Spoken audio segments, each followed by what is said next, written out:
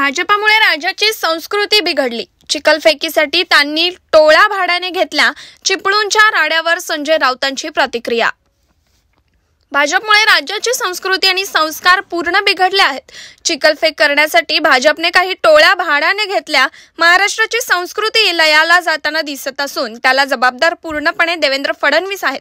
अमित शहा, नरेंद्र मोदी आणि त्यांचा सध्याचा भारतीय जनता पक्ष आहे, अशी प्रतिक्रिया शिवसेना ठाकरे गटाचे खासदार संजय राऊत यांनी चिपळूण येथे झालेल्या राड्यावरून दिली।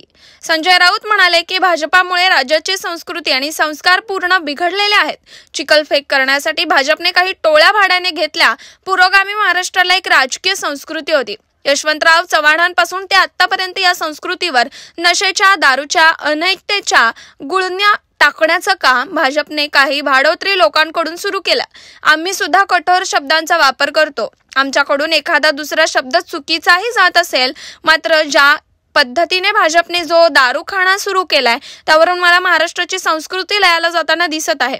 त्याला जबाबदार पूर्णपणे देवेंद्र फडणवीस, अमित शहा, नरेंद्र मोदी आणि त्यांचा सध्याचा भारतीय जनता पक्ष आहे, असं त्यांनी म्हटलंय। भारतीय जनता पक्षामुळे या राज्याची संस्कृती आणि संस्कार पूर्ण बिघडलाय।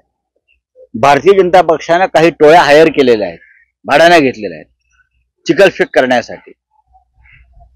आणि या महाराष्ट्राला जी एक थोर परंपरा होती, पुरोगामी महाराष्ट्राला एक राजकीय संस्कृती होती, यशवंतराव चव्हाणांपासून बरं का ते आतापर्यंत, त्या संस्कृतीवर नशेच्या, दारूच्या, अनेकतेच्या गुळण्या टाकण्याचं काम भारतीय जनता पक्षानं काही भाडोत्री लोकांकडून सुरू केला असेल। आमच्याकडे सुद्धा आम्ही सुद्धा कठोर शब्दाचा वापर करतो। बाळासाहेब ठाकरे नक्कीच करायचे, अनेक कठोर शब्द आम्ही वापरतो।